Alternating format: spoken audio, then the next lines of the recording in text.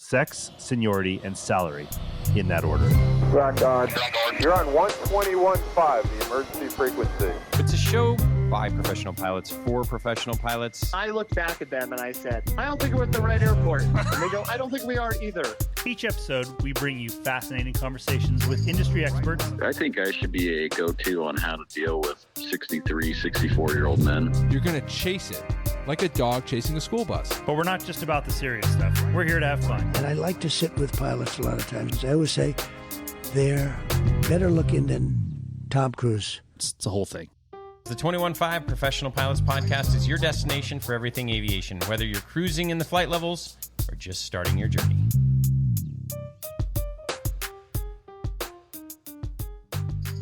We're back. Another episode of the 21.5 Professional Pilots Podcast. Welcome, everybody. Heyo! The show for professional pilots by two professional pilots. Welcome back. And you might be saying to yourself, wait a minute, something's off. Something's different. And that thing is our new intro, one of two. So we have debuted the new intro on this episode. Let us know what you think. We do have a second version. One I like is a clear leader, but we've been interested to hear what you have to say. So, and also keep an eye on social media where Dylan will launch some sort of poll. A poll will be launched on the gram. We got to give a shout out to listener Anthony, who is the guru behind this. You may remember Anthony's previous work.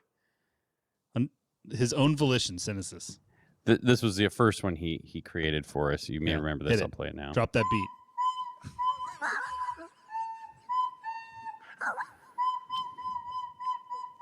Let it do what it do, baby. This is Dylan's recorder. My son playing the recorder. Dylan's son.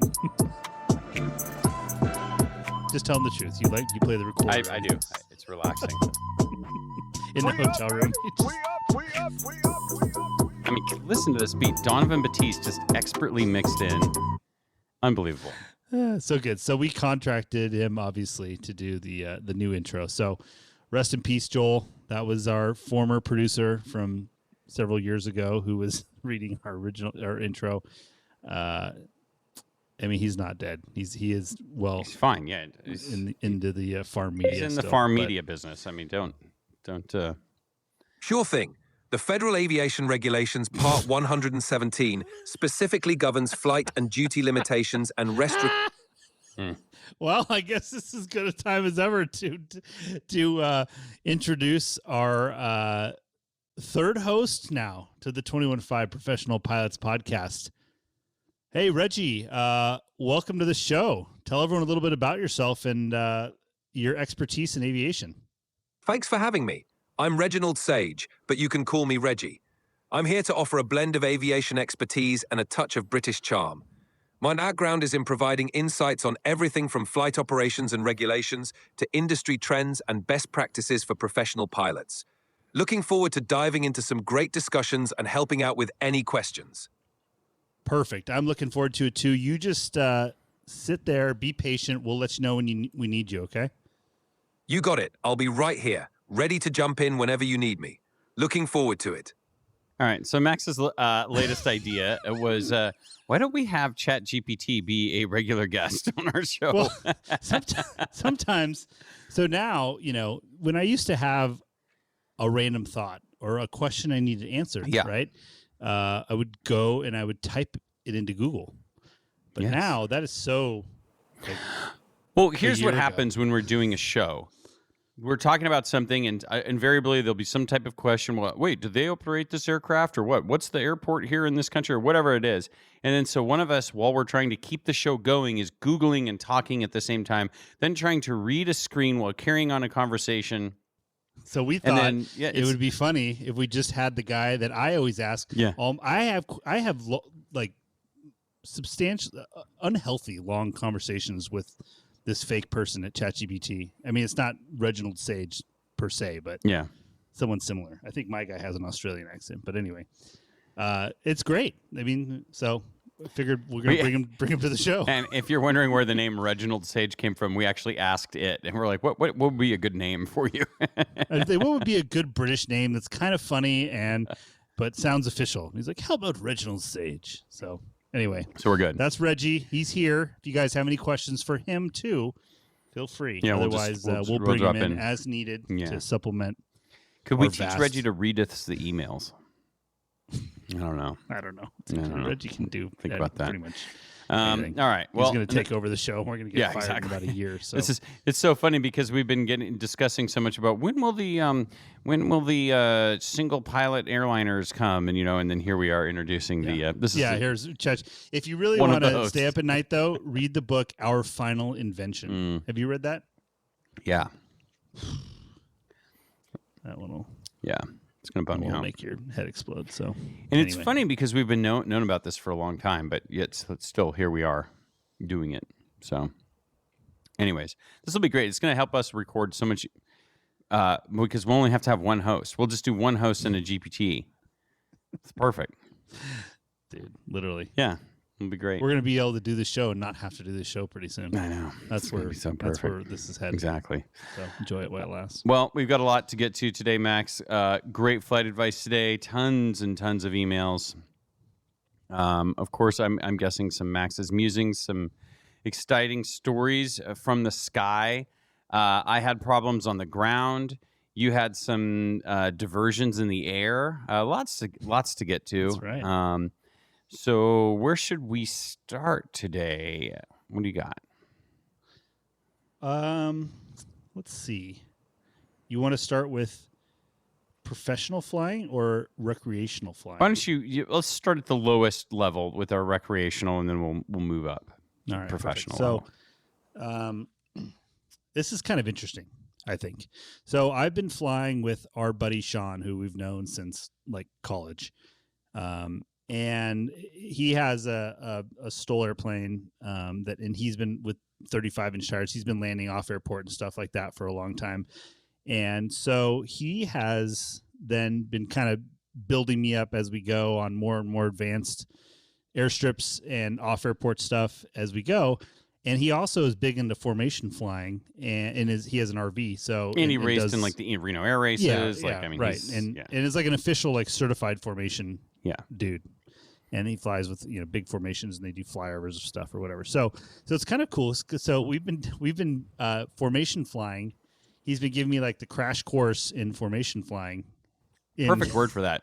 Perfect way to describe that. So, dude, no, but for real, like it's really fun. So we taxi out as a flight of two, and then we pull onto the runway simultaneously, and he, runs up to half power, and then we release the brakes at the same time and take off like in formation. So I'm learning how to do that, which is cool. But what is funny about this is that I was actually Sean's flight instructor at one point.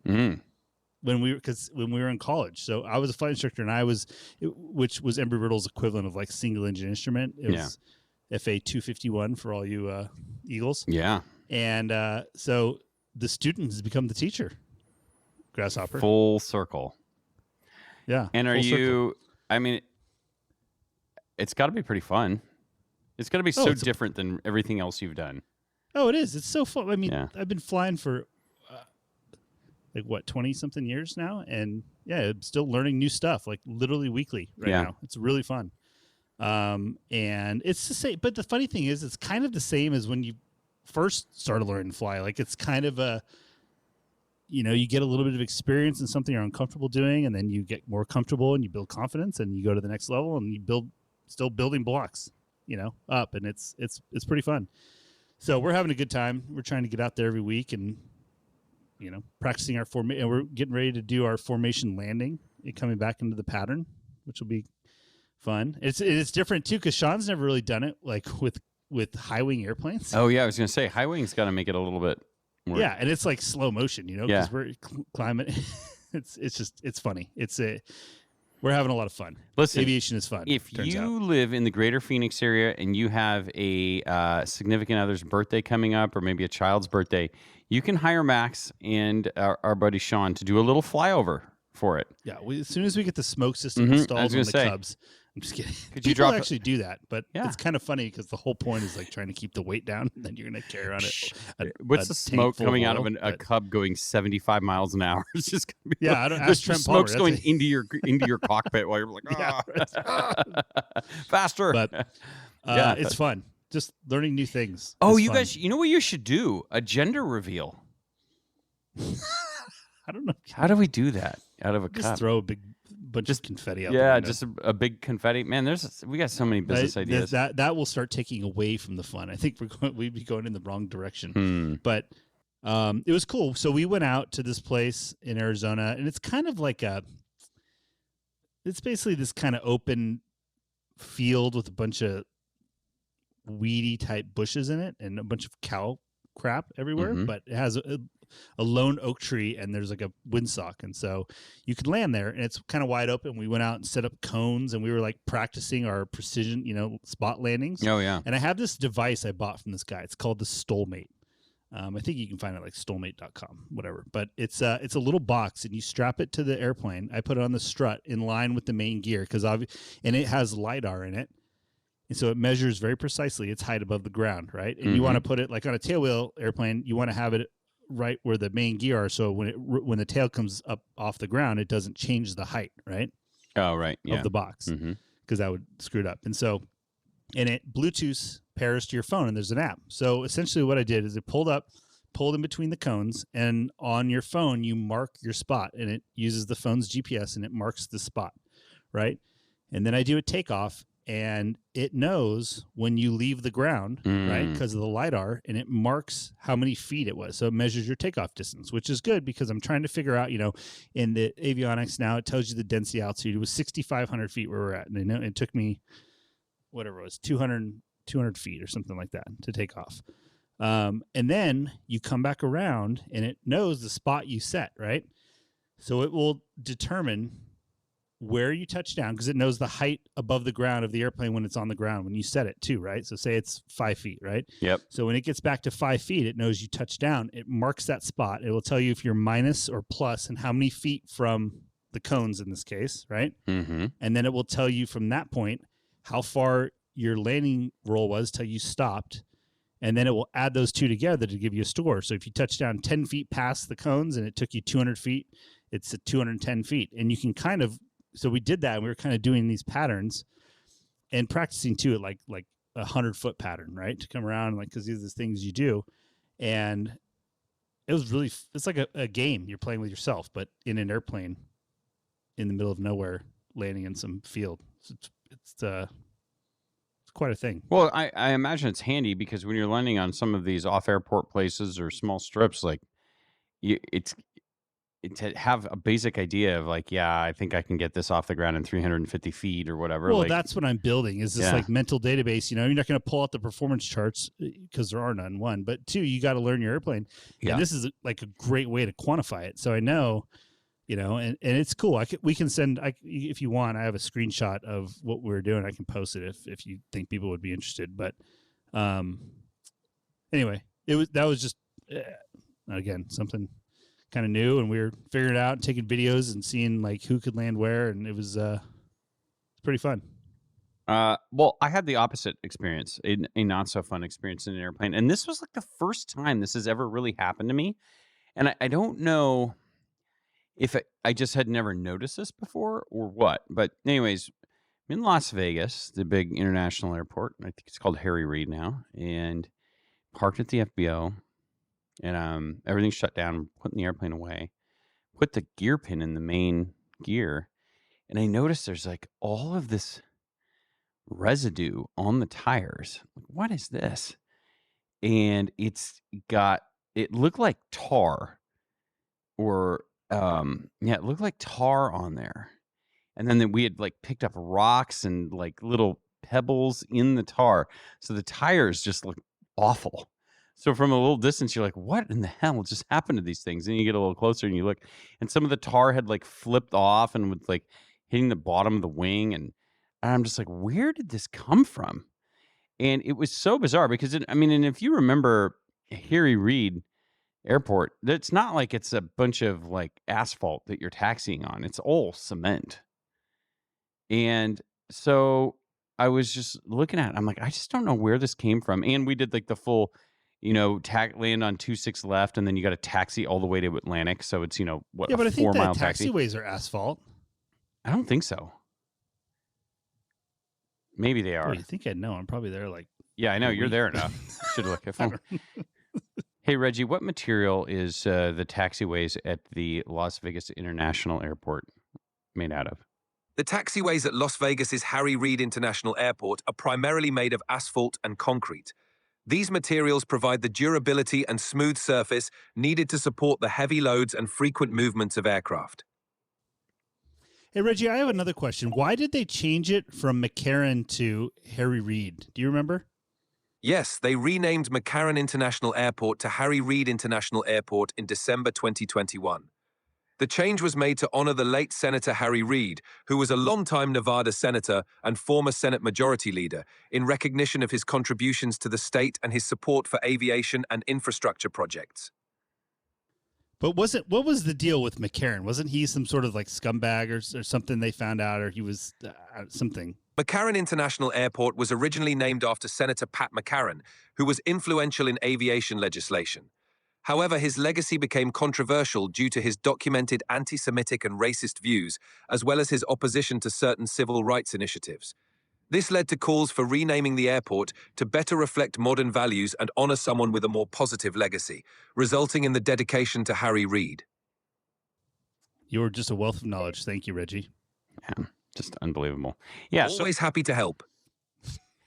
I'm looking. If you look, I'm looking at the satellite view. It's all cement the whole way, except like We'll call maybe it cement. It's concrete. concrete. I'm sorry. And until you like actually get onto the Atlantic ramp, so I don't know. But anyways, so I'm looking at this. I'm like, what? How did this happen? And so my next thought was like, well, I can't let this harden on the tire. This could be a real problem here. So we ended up having to scrape it off with like plastic coffee stir sticks. Turned out to be the best device to like scrape this off.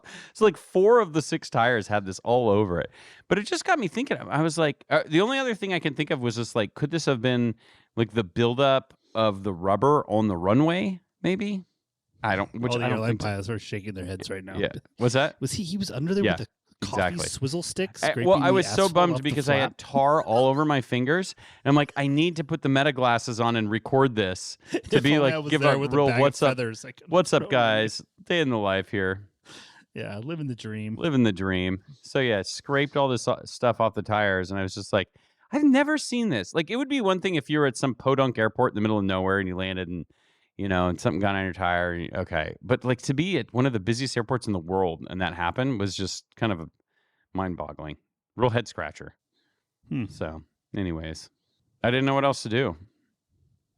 That's all you can do, All you man. can do. Get out the coffee stirrers You and have to start just scraping. get the stir sticks I don't know out and what start else to- scraping. I don't know what else to say. Yeah, it's great. What else? What else happened out there? Oh, so listen to this. This was a real head explosion moment for me. So I had Tucson overnights a couple times last month, and I got in at like 11 a.m. And so my wife's like, "Yeah, I'll come down with the baby and meet you, and we'll go to lunch, and then we'll go to the P. Marin Space Museum. We haven't been there I haven't been there for years, and I don't think we had ever been together at all. So it'll be great. So we go to El Charro, the oldest family-owned Mexican restaurant in the country. I'll have you know.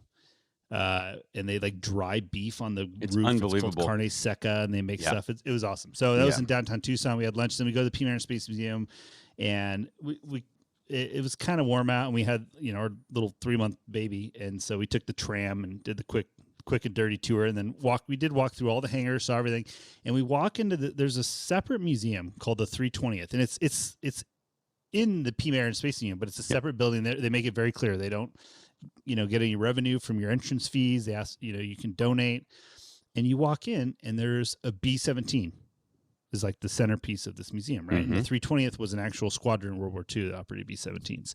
So we walk in, and this dude is talking, and one of the museum guys that works there, he goes, "Yeah, this is a gentleman who's 102 years old, and he was an aircraft commander on a B-17. He's telling a story." And I was like, my eyes got real wide. I was like, no way. And so we walk in and we sit down and we listen to this guy tell his story about, losing multiple engines, barely making it back after his bombing run over Germany. And we've all heard those stories. We've all seen the movies. it is something else to see the dude that was there, and he's 102 and he's still super articulate, very sharp, very with it, easy to understand.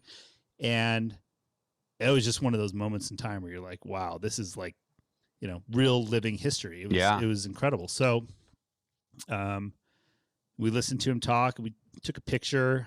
I could send you that too. You can post it if you want. It's kind of cool with my wife and the baby and with him. And, so we left, and I talked to the museum, manager, and long story short, we've been emailing, and we're going to go down there and interview him. And it's interesting because when you hear him tell a story, like oftentimes when you hear a lot of World War II stories, it's the story is tailored for the layman, right? People that don't know about airplanes and whatever. And he's talking about this whole part of the story, which he'll tell about feathering the props and having the flight engineer there. And, he's like trying to explain what feathering the prop is for. And you're like, yeah, get to the point. And so what my thought is that I think it's important to memorialize these stories, because there's not a lot of guys that flew B-51s or B-17s in combat left that are still around. Yeah, can't be many. So, but I think it's important to memorialize these stories and tell it as a pilot telling other pilots, because it's a different story than it is telling the layman, right? Well, I mean, it's kind of similar to what we wanted to do with Roger Reeves. Like, we'd heard other interviews with him, and we're like, this is cool, but we want to ask him the questions that a pilot would ask. Yeah, that's exactly what it is. Yeah. And it was funny because he finished his story, and there was a clear question in my mind. I was like, what? And what kind of oil did you use in the prop hub? No, it wasn't that. But you'll see when you hear the story. I mean, you'll be thinking the same thing, and nobody else was thinking it except for me. Yeah. And I asked the question, but it was really cool. It was a really neat experience, and I'm really looking forward to that interview. So, wow. Well, you broke the number one rule of podcasting, which is never tease interviews you haven't yet recorded. So we'll just have to make it work. Listen, we'll live on the edge. We're going to manifest it, as they say. Well, that's cool. Well, way to own the overnight there. Yeah, that was it's pretty big. Really took that overnight by the horns. It was awesome. Well done. So you had a 102-year-old baby, or 102-day-old baby with a 102-year-old. Yeah, basically. That's a good combo there. What a range. Great. Well, we have even more adventures to share, but we've already been talking for quite a while, so we'll have to save some of that for the next episode. You can share your big diversion story, and maybe I'll have some story about traveling with some citrus degreaser I can spray on the tires I'm developing right now. Yeah, what material will Dylan get on his airplane next? Stay tuned. Oh my gosh. I can't. I'm pretty sure I told the story last year of when we were in the cicada infestation. The APU. That was a good one. Yeah. Jeez. It's kind of like that field we were landing at with the cow pies that were all over the place. It's kind of like you never know if you're going to hit a fresh one. You better check your tires, Max. Well, maybe you get some stir sticks. It flings it all up on the underside of the wing. Yeah, Luckily, get some stir sticks. Put those in the carbon cup. Get the plastic ones. Save weight. Yeah. I love it. One more thing. One more thing we got to talk about quickly. Another one of my harebrained ideas I came up with, after reading Hard Landings, right? We talked about Eastern and Texas International and Braniff and all these airlines, right, that no longer exist. And I was like, those are the kind of things too that like ultimately faded to obscurity. And if you can't tell by now, I appreciate history. So I'm like, how could I like collect something that would like memorialize all of these lost airlines, right? And so I thought of it like back then they all had, some sort of premium or first class, a lot of them, but at least they all had glasses, like real glasses. I think glassware back then, barware, glassware. It was a lot more common than it is now. Yep. And so I've been scooping up different like first class type glasses with the logo from defunct airlines. Like I have a Pan Am one, Northwest, Eastern, Mexicana. That was a good one you sent me. Oh yeah. How did those turn out? Were those were like metal, weren't they? Like the no, like a no, it's foil glass. embossing. Did I say National Airlines, Western Airlines? I have a bunch, and I'm getting more. So when I build the full collection, America West Airlines, that's a hometown favorite. I love that airline. Continental, I have. What else? I don't know. Piedmont. I just got people Piedmont. Are going to take offense, and they're going to be like, "That airline's not defunct. They're merged. They're still around." So it's the brand Whatever. at least is gone. You know what I mean? Yeah, exactly. Don't split hairs here. Yeah, it's going to be pretty impressive. I can't wait for the video. Yeah, tour of it's that. pretty cool. It's really coming together. It's quite, and they're all very different. Like it's kind of cool. Well, you have a great let's say oftentimes when we're over there, we'll have some friends and maybe we'll pull out a bottle of bourbon, and then sometimes it's a nicer bottle when we're celebrating. Will there be some sort of scale where like if it's the finer the quality beverage, that there's a more prestigious airline that it gets poured into? I don't know. No, I think the criteria will be if the person who I'm serving the beverage to would appreciate the history. And if not, they will get the regular glassware. You get some of the extra Southwest paper cups that Max brings home in his bag from from a 3-day. Here you go. I can't wait for that. Anyway, I'm into it. I think it's cool. I love it. Yeah, it's such a great So if idea. anybody has any that they'd like to donate to my collection, your grandfather, let me know. Hey, let's ask the 150-year-old guy that we are going to talk to and see if maybe they have some cups from the B-17 that we could get. Yeah, won't push it. I don't think they had glassware on the B-17. What glassware did you use? Now, did you have any residues on the tires when you'd land in the grass fields in England before your next bombing run? All right. Let's hit a couple reviews. Let's get to the mailbag. So much to get to. Quickly. Let's start with the reviews. Here's the deal. You write us a review on Apple or Spotify or YouTube or wherever. Shoot us an email, info@215podcast.com. We'll send you some stickers. Just sent out a big load of stickers the other day and actually got a photo back from somebody. So that was cool. So we love to give the stickers out and love to read the reviews. So let's read a couple right now. I'll do the first one, Max. It says, Keybird episode is great. This Keybird episode slapped. Or is slappy, slapping, slappity do? I don't get all your younger gen slang, but this episode is really something. I saw the documentary when you spoke about it months ago. What they went through is nothing short of amazing. You two bring out all the best questions, like I'm sitting in the room with you, all the best, and that's from C5 Pete. Now, I need to make a little interjection here. You remember during the Roger Reeves episode, my dad was a little skeptical of many of the stories that Roger Reeves told. Mm-hmm. He called me the other day, and he's like, hey, I listened to the stories from Vern, and I have a couple of questions. And I'm like, oh, here we go. Don't let the truth get in the way of a good story here, Dad. But I guess questions. He had some questions about the time. I guess when they were taking the caribou home from Greenland, he said they had to take off out of Greenland at 3 p.m. I think the airport was closing at 3 p.m. But then he said they didn't land in Canada until midnight or something. And do you remember that part where he said they landed, and I think that's when they were telling him hey, you can't stay here because Interpol's looking for you. Do you remember that part of the story? Yeah, I do. Anyways, my dad was questioning the times of how long it took because it was a 12-hour. It was a 12-hour time that he said when they took off from Greenland to when they landed in up in northern Canada. So we're gonna have to go back and listen to that. Either way, it's still a good episode. This guy, it's good. I told him maybe instead of Reginald, we need to have my dad on here fact checking. No, Tom. Yeah, hold on. I know how fast. I know the true. What's the true airspeed of the caribou? I gotta. We could ask Reggie about this, but no, let's not. We're on a budget. Go ahead. Best aviation podcast that's hosted by two people related to each other. We're not. Are we related? Not by blood. Right. I was turned on to the 21.5 podcast by a 121 buddy to get my fix as I had a normal day job and just instruct on the side. Your love of aviation, your entertaining episodes, even the cocaine ones, LOL, keep me pushing for more in aviation. I'm happy to say I just landed a weekend job as a jump pilot and can contribute your show. No, that's not what he's supposed to mean. Attribute your show. Yeah, I think attribute is what he meant. Yeah, that's what he means. Can attribute your show to keep pushing me for more. Thanks, guys. Keep it up.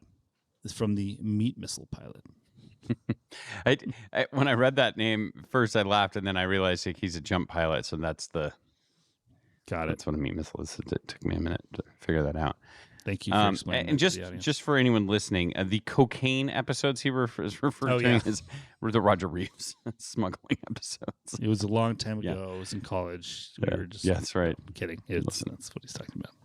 All right, that's going to do it for the reviews. Thanks so much to everyone that leads a review for us. We'd love to hear your feedback. And next up, we've got the mailbag, which, Max, you know, and I know, it's always sponsored by our friends at Advanced Aircrew Academy, the one-stop shop for all of your aviation needs. I can tell you that Aircrew Academy is better than having a Reginald Sage. It's the access to 100% legit information that you know and trust from a trusted source. So thanks to them. I had to fire up the weather radar for the first time of the year the other day in that storm that you guys were bouncing around as well. So it made me think about the weather radar segment we did with the Advanced Aircrew Academy. And I learned a lot about how weather radar works. And I recommend folks check that episode out and the module that Aircrew Academy has for that. Aircrewacademy.com for all of the offerings that they have. Onto the mailbag. Okay. First email I will read because if you recall in our interview with James, you had I can't remember what the topic exactly, it had to do with was it harder to get somebody a job with a DUI or like a felony or something like that? And you were quizzing all these with James, all these scenarios. So this guy wrote an email. He said, aviation board game. Which is worse, 5 misdemeanors versus a murder charge? I'll be seeing a board game. I'm seeing a board game. I'll donate my royalties to subsequent aviation scholarship. And that's from Don. So he's going to be working on that. So that sounds incredible. Yeah. All right, gentlemen, just some quick feedback on the book club and the Keybird segments. I enjoyed both thoroughly and feel they are on brand as I view the show. The book club is more direct engagement with your audience. As a person who refuses to use social media interactions, the book club is fun, an easy way to feel like I'm participating. The choice of Hard Landings was a solid one. I could see doing an easier book next. Maybe Fate is the Hunter, obviously a classic, or even the Pan Am book you guys mentioned as the next read. For the Keybird, I can't see someone being bummed out by that segment. It was a blast. I sent it to at least 10 other people. I'd go so far as to say if you can't enjoy that segment, you're not really an aviator. Anyway, all that to say, I could see myself having these exact discussions over a beer with another pilot, and that feeling is a large part of why I continue to enjoy the show. Keep up the good work. P.S. Let me know if you guys need anything to get the Boise layover guide across the finish line. From Mike. Yeah, Mike, I just need to get off my lazy butt. That's all on me. Mike made us a great Boise layover guide. I just got to post it. Dude, really? Yeah. I was in Boise all last month. It's the reminder we needed. Could really use that. Go to get the hot rock fillet in there. Let's see. I've seen I saw an advertisement for that. I think in the airport. But anyway, it's worth it. Okay, this is a big one here. Max says, "Have you guys seen this video from Kalita Air to the union members about do's and don'ts? Would be an interesting discussion. If you're like me and don't want to hit up a random link, look at the Kalita Air flight deck etiquette." And that's from Christopher.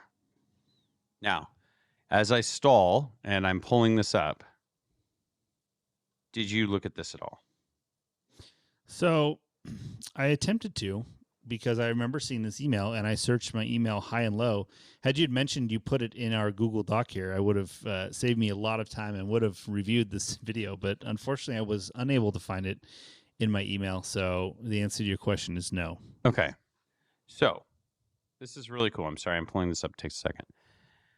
The union at Kalita put together a etiquette video about a month ago. And it's just talking about some of the common courtesies and practices that you should do as a as a crew member on these airplanes. Now, a lot of it is really specific to their type of operation, which is long haul, where you may have multiple pilots on and shifts, and how you've got to be quiet because people are sleeping, and just how to be like a courteous and considerate crew member. So not everything is going to apply to you in this video, but they still have some really good tips about how, like when you're turning the knobs or pushing buttons in the cockpit, like what's the correct way to do it. Give us your top 3 tips. Well, listen. Go.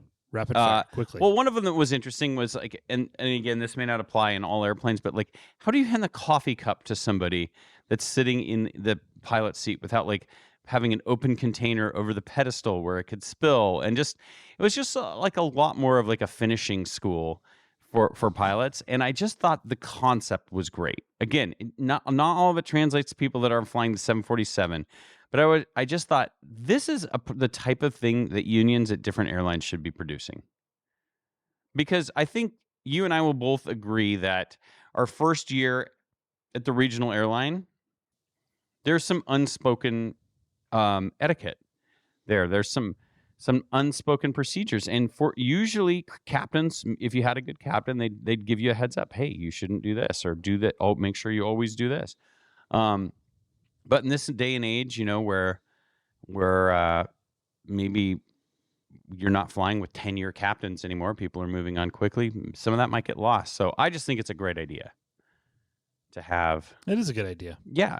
To be able to pass on some common set Well, stuff. it's kind of like when you go on IOE, the IOE captain gives you a real quick, dirty crash course. Like, hey, don't show up downstairs at the van time. Exactly. Show up, before the van time.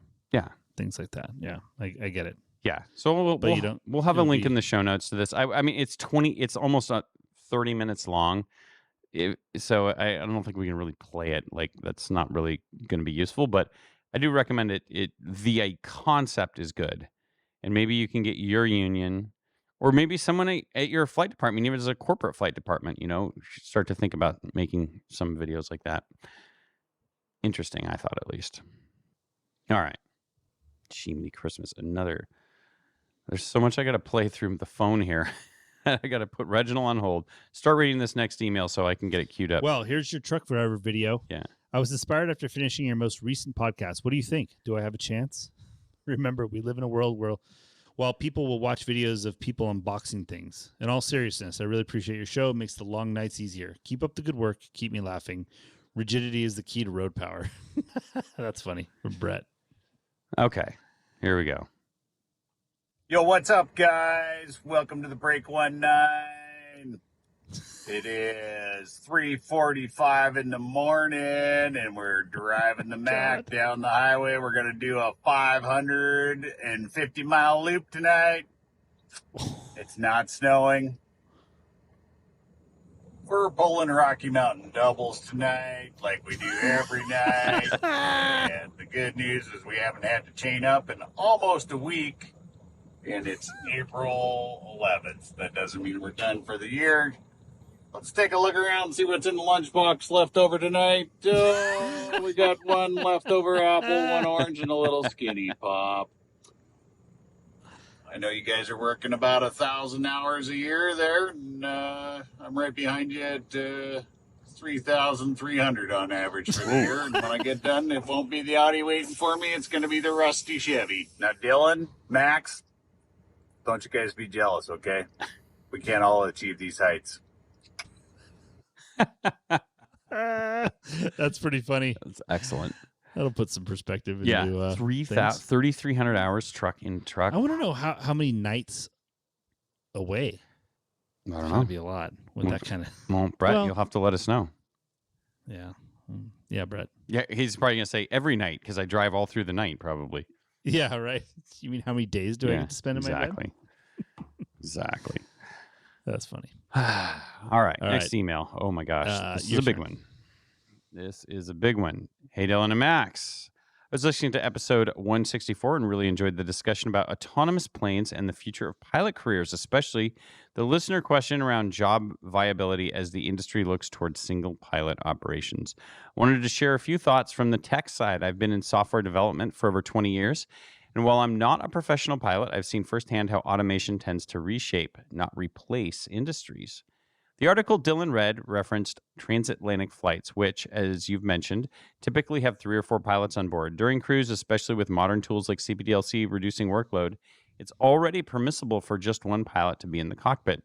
So if we're talking about reducing the crew from 4 to 3 during low workload phases, that feels more like a targeted efficiency effort, not the beginning of a fully autonomous future. And even that comes with serious considerations. Take the tragic case of the Germanwings flight 9525, where a co-pilot intentionally locked the captain out and crashed the plane. That event led to immediate policy changes requiring 2 people in the cockpit at all times. If that kind of risk still echoes in public memory, imagine the pushback from passengers at the idea of having no pilot on board at all. Historically, automation doesn't eliminate jobs, it transforms them. Back in the 70s and 80s, there was fear that computers would replace secretaries and admins. Typewriters disappeared, sure, but not the roles. Those who adapted to computers kept their jobs. The real threat wasn't the tech, it was the resistance to change. You also brought up autonomous cars. While they're becoming more common, they're still very limited in scope. Waymo taxis operate only in small, tightly controlled areas like parts of San Francisco, Phoenix, and LA, and usually at low speeds. Tesla's autopilot and full self-driving features are more widespread. They still require driver supervision. These are driver assist systems, not full autonomy, and air travel is orders of magnitude more complex. Commercial aviation is an entirely different game. We're not talking about 2-person ride shares. We're talking about aircraft carrying hundreds of passengers across oceans and continents. Replacing both pilots with AI or remote operators raises major questions around safety, regulation, redundancy, and just as important, passenger trust. It's hard to imagine the public fully embracing that anytime soon. More food for thought. In a 1964 BBC Horizon program, Arthur C. Clarke predicted a future where people no longer commute, they communicate. And he was partly right. Thanks to the internet and even Starlink now, I can do my job from just about anywhere, including the air. And during COVID, many tech workers did exactly that. But fast forward to today, and even the biggest tech companies, Amazon, Capital One, Apple, are bringing employees back to the office. These are the same companies that created the tools for remote work and build automation and AI. Yet even they recognize the irreplaceable value of in-person connection, culture, collaboration, community. The same holds true for business aviation. If automation alone were the future, post-COVID air travel should have declined. Instead, BizAv has grown because relationships matter. So even the most tech-savvy companies are prioritizing face-to-face interaction. It's hard to imagine a future where hundreds of passengers are flown globally with no pilots and only automation or remote operators in control. Thanks again for keeping the podcast thoughtful, fun, and full of great conversation. Really enjoy the topics you bring to the table. Keep it up. Best, and that's from Sohail. Well, that was... I need to catch my breath, so why don't you respond? Well thought out. That was good. That was a good email. Yeah. Yeah, I mean, he makes some really good points. I still think that automation is going to replace some pilots. Well, and that's what he's kind of saying. Yeah. Right? Like, it certainly is going to affect aviation, but I don't think it's going to mean we're all without jobs in 10 years. But, you know, the thing with technology is that it's an exponential curve, you know, and we are, I feel like, right going vertical. Yeah. Well, the other thing is that if you've been listening to Hard Landing, you've been watching the marketplace in the airlines, it is so brutally competitive that once one airline gets an edge, the other airlines have no choice but to respond. And I guarantee you one airline at some point is going to do a single pilot airliner, and they're going to test it out and see. And the other airlines are going to, you know, and if it's successful, the other airlines they're not going to have a choice. They're going to have to follow suit. So true. But, you know, there's obviously the regulatory hurdle. That'll be the first. It's not tomorrow. Yeah, definitely not tomorrow. What's interesting, though, is that, like, Boom Supersonic is building a supersonic aircraft, right? Yep. And it's it's just barely over supersonic, and they're working to make the sonic boom not audible at the ground, right? But what's interesting is the legislation is still not there that permits them to fly supersonic over over the U.S. So when I say, "Oh, that's the first thing that pops into my mind," well, the regulation, we'll have to wait for that to change. The boom's not waiting. Yeah. So, and neither is Airbus, for that matter. I mean, you've seen the articles, right, of the lav in the cockpit with the monitors to be able to continue to monitor. Yeah, exactly. So they're taking a playbook out of big tech, move fast and break things. They just will develop the tech first and then make the laws later. I don't know. This could be interesting. Great points. Great email. Lots to chew on that topic. We will be visiting that more. Okay, that's going to do it for the mailbag, Max.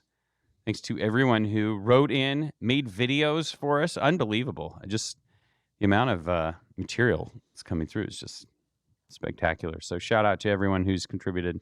info@215podcast.com is the email address if you'd like to be a part of the conversation. We'll get you featured in an upcoming episode. All right. Max, while I bring up the flight advice, can you go ahead and tell everyone about our friends over at Harvey Watt? Flight advice is always brought to you by our friends at Harvey Watt Insurance. Protect that medical. Insure it. That's the only way. Well, we did do an episode on how to protect your medical from a health standpoint, but should the worst happen, make sure you're protected, and in turn your income is protected by having loss of license insurance from Harvey Watt. Go to the website, get a quote. They also have life insurance. Check it out, harveywatt.com. Okay. Flight advice. I'm out of breath, so you're just going to have to read this What's troubling you, Airman? All right. Flight advice this week. Ahoy, Dylan and Max. I would love your advice on a conundrum I've been vacillating on. Basically, I want to do it all. I can sympathize. I am 26, single, live in Fort Wayne, Indiana. I have my instrument commercial, CFI, CFII, no multi-time or rating. 1,250 hours total time, about 800 to 900 dual given over a decent range of aircraft. All GA, 100% pass rate, 10 out of 10, 5 different examiners, Gold Star CFI. Whoa. Background, working at a high-end flight school doing front desk and selling 135 trips. Bachelor's of Communications, minor in Criminal Justice, 6'5", 210, and will oil up.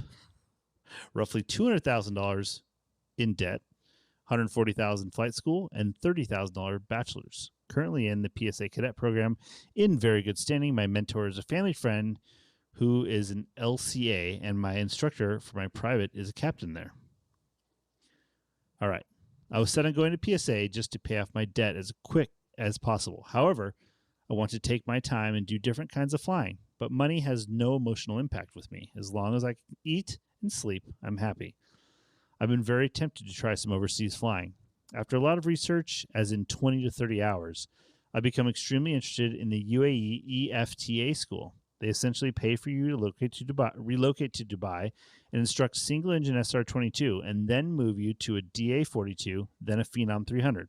It's a 2-year contract, and if I could be building turbine time while living international, it would be a dream. Pay isn't bad, no tax. They provide housing, $65 to $85K US dollars a year.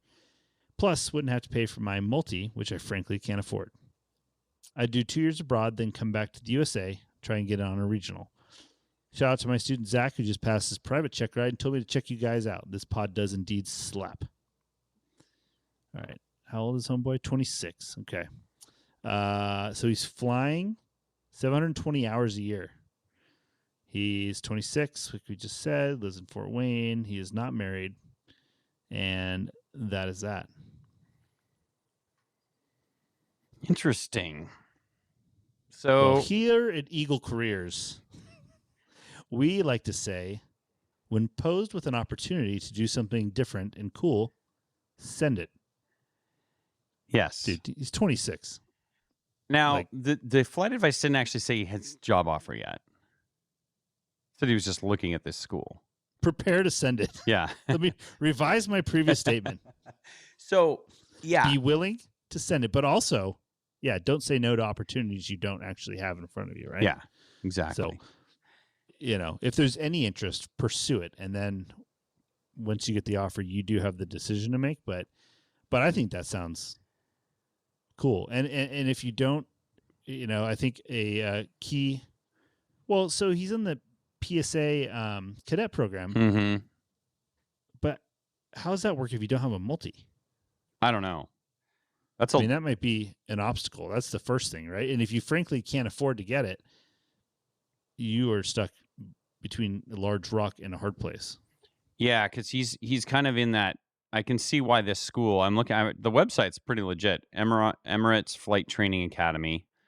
So it looks like a pretty high end flight training academy in Dubai. So they're probably working with a lot of international students there. So bring you in as a CFI, and then they promise to upgrade you. So I would try, if you're doing diligence on this particular school, I would definitely try and talk to some of their graduates somehow. So I would be on Facebook pilot groups, Reddit, wherever you think you might be able to talk to some people that have gone through the program. I would definitely be trying to figure that out, because here's the problem when you're in Dubai. They make the rules, not you. You don't have a lot of recourse, right? So if they say, hey, come fly the SR-22 for 6 months and then we'll upgrade you into the multi. Yeah, well, what if they change the program or you change your mind and say, yeah, never mind, we're not putting you in the multi or whatever? That's a risk. Now, well, and especially something like this where you're going to hang it out there and pack up your stuff and move to Dubai. Yeah. Those are things you definitely want to see in writing. Yeah. These commitments. And even that, I don't know. I mean, I've just heard, not from these flight schools, but just other stories of corporate pilots that have gone over to some other countries and, oh yeah, promises of this and that. And yeah, and they're back in a month. And they're back. And it's like, yeah, it was nothing like that. Now, I'm not saying I don't know anything about the school. I'm not saying that this school won't deliver, but I'm just saying, it's not, you're probably not going to have a lot of allies over there if there's some sort of dispute. Yeah, and things, even if you talk to somebody that did it and said, yeah, it's great, everything, things change. The market changes, and it's always best to get commitments to things that you're counting on in writing. I would also be interested in your 20 to 30 hours of research, what else you came up with. Yeah. Because what's his total time again? It's pretty significant, 1,200 hours. 1,250 hours? Surprising amount of time to not have your multi. That's the thing. I would be nervous about you going to fly for another year, potentially, over there without getting your multi. Now you're, I don't know. I think you got to get your multi right away. But it's also a path to multi-time, which if he's doing this flight instruction and he's been doing it this long and it hasn't got the multi yet, it would seem unlikely that that's going to happen in his current situation. Yeah, so I know. You definitely got to do something to we got to get this broaden your horizon a little bit. Yeah. But I think it would be cool. I think it'd be interesting. If you think instructing for another 2 years sounds like something you want to do, then I would definitely explore it. And if the opportunity presents itself, go for it.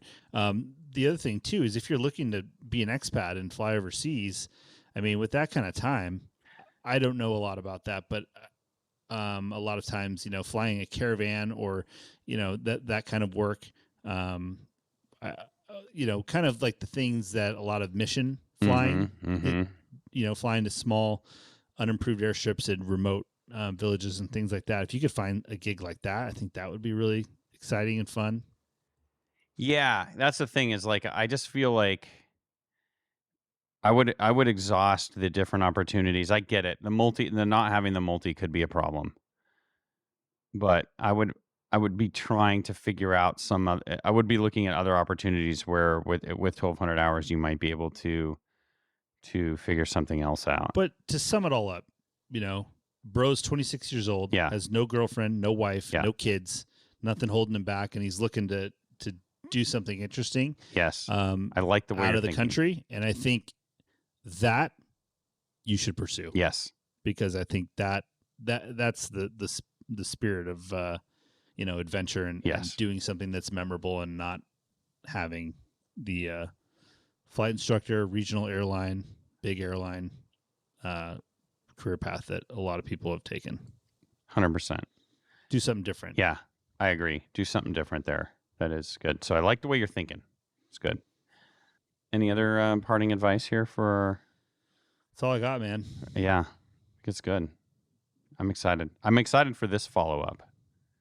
Yes. To see. Remember, part of our agreement is if we give you this free flight advice, we also expect a follow-up. Let us know what happens. I love that's my favorite. My favorite part of flight advice is the follow-up. Is the receiving. Because I actually do sometimes ponder. Yeah. What happens. Well, it was so cool. Like last episode when we remember that guy when we told him to like go do that ferry flight to like the Philippines or something. Do you remember the guy? With the girlfriend, and they were in high school. Oh yeah, I want to know what happened to that guy. So he's probably still in high school. It was only a couple months ago. He's probably getting ready to graduate high school right now. All right. Well, when something happens, keep us posted on that one. Check in. I want to see what you figure out because dude was laser focused. He was pretty impressed. All right. Well, that's going to do it for flight advice for this episode. If you would like to get some flight advice, visit the website, 215podcast.com. There's a link right on the main page there, and you can click fill out the anonymous form. You can share as much or as little information with us as you'd like. I get it. Sometimes it's tough. But the more you can share, especially about like how much time you have and how old you are and that kind of stuff is always helpful for us to try and answer your questions. So listen, and if there's any listeners out there that sound like they could put this guy to work without a multi, but maybe give him a path and let us know and we'll link you up. He went a little bit, most of the time people don't give enough information. Yeah.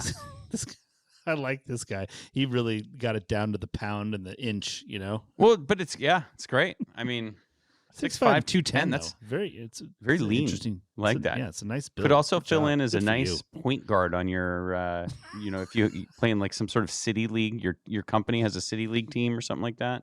A little rec league. Maybe get involved with some athletics. I don't know. He sounds like he could probably spike a volleyball pretty well. If you do right back though, just include a body fat percentage if you don't mind, and an appendicular lean mass index, and a couple other things. Maybe a head circumference if you have time. I don't know. What's your HRV over the last 6 months? That'd be helpful. If you could just quickly do a VO2 max test, if you don't mind, that would be really pertinent here. We just want to know if you can handle the dry desert over in Dubai. We'll just know so much better about how much hydration, if you water mind. retention your body can handle. What your sustained mileage time is over a closed course. Closed course. I love it. Actually, wait a minute. Here, now that we talk about this, doesn't NetJets have a whole like fitment thing about fitting into the Phenom 300? I don't know. They do. What do you mean? Is it that tight? Yeah, they have like a pilot. There's a maximum height for that plane. Yeah. Well, Really? I'm going to text our buddy who's a check airman on that plane, but I am 99% sure they do. That might be a little research you want to do there, sir. That's a really good point. What if he gets all the way there like, I'm sorry. You're stuck in the single the whole time. Now it turns out it is a good thing he put his height in. What if that changes his total trajectory? Unbelievable. Of his decision. Turns out I am too big for the Phenom. Wouldn't that be hilarious? That would be funny. Reginald, do you know what the maximum height for a pilot for a Phenom 300 aircraft is, especially at NetJets? Yes, for the Phenom 300, NetJets typically sets a maximum pilot height of around 6 feet 3 inches, about 190 centimeters. This limit helps ensure that pilots can comfortably fit in the cockpit and have full range of motion to operate the controls safely. I don't know. Where does he even get that information? I don't know. I don't even know. I don't even think that's true. Also, a lot of you that don't have experience with AI, it's amazing, and most of the time it is right, but not all the time. It's like if you're going to make a life-altering decision based on what AI says, it is good to get a second back that opinion. up. Call Grok and get it's good to It's find like 2 out of 3 do the old-fashioned way and read it somewhere. Might have to Google that. It's like I always tell people, it's like the buddy you had, or maybe still have, that just like will always answer even if they don't know the answer, but they'll answer it like they know the answer. That's true. And it's like 70 to 80% of the time it's usually pretty good. But that 20 more than that, dude. It's probably okay. Those new models are so the new good, models it's are pretty unreal. good. Okay, better. But it just answers with so much gusto and confidence. Even when you know it's wrong, it's Reginald Sage. He doesn't even, his name doesn't even sound like he could be wrong. Put him back on real quick. I got a question. All right. Reggie, where on earth did you find that information? I rely on a combination of industry knowledge and commonly available guidelines from operators like NetJets. Height limits and other physical requirements are typically part of standard operating procedures to ensure pilot safety and comfort. While exact figures can vary slightly... No, you mentioned that, but specifically, where did you find the NetJets pilot height requirement for the Phenom 300? That's what I want to know. I didn't pull that from a specific NetJets document or source just now. That information is based on general industry standards and common knowledge about cockpit space limitations in light jets like the Phenom 300. If you need the exact official policy from NetJets, it's best to consult their pilot hiring or aircraft operations manuals directly. See, there you have it. Sounds like you connected the dots a little bit there, Reggie. Inappropriately. Jump to conclusions, Reggie. Fair enough. I'll make sure to stick to the facts and clarify when something's a general guideline rather than a specific source. Always happy to refine the approach. Thank you. I think our listeners would appreciate that too, Reg. Absolutely. I'm here to make sure everyone gets accurate and useful info. Thanks for keeping me on my toes. All right. There you go. There you have it. Touche. All right. That is going to do it. I think, Max, we've got a lot. You've got to go pick up kids. We've got a lot going on here. Oh, dude, don't remind me. Lot to do. Thanks to all of the folks that support the show. Of course, our friend Timothy P. Pope, Advanced Aircrew Academy, Harvey Watt, Veris Jet Sales, the AirComp Calculator, Pro Pilot World, and the Amigo Aerotow folks. There's so many people that are supporting the show. All support it. And then they're listening to this being like, what are we paying you guys to do? Talk to an AI? Come on. Tighten things up. He's a nice addition to the show, I think. Interesting. I'm sure we'll get some email back. Yeah, somebody's. I'm going to say it's going to be about 80% negative. That's my guess. Also, don't forget us, Dylan. You have to plug us, our show. Go ahead. Always looking for new sponsors, especially a headline sponsor for the show. Brought to you by. Ooh, this is prestige. This is like on the album art. This is the big dog. The whole thing. This is it. If you are interested and feel you're worthy, please reach out. info@215podcast.com. 215 Show is proudly brought to you by our friends at Emirates Flight Training Academy, where you can upgrade into the Phenom if you're under 6'5" in only 18 months. All right, that is going to do it for the show. Until next time, remember, Reggie, there's a saying in aviation, and I want you to fill in the blank. Blank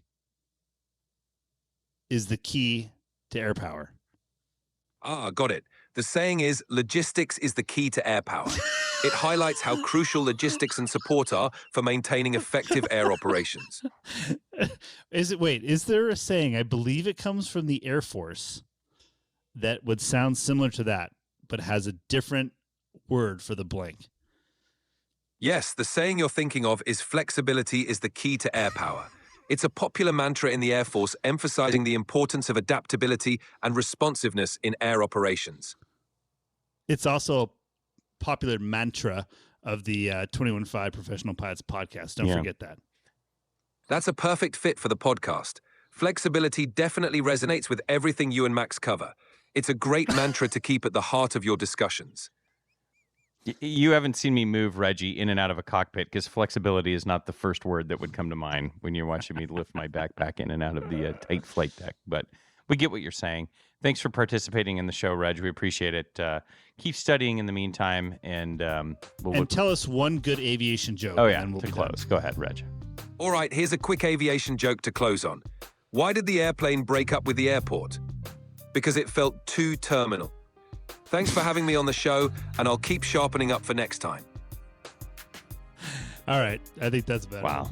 Okay. That's all we can take. All right. That's all we got. All right. See you next Logistics time. is the key to air power. We'll see you guys next week. A popular mantra. All right. That's right. The statements made in this show are our own opinions and do not reflect, nor were they under any direction from any of our employers.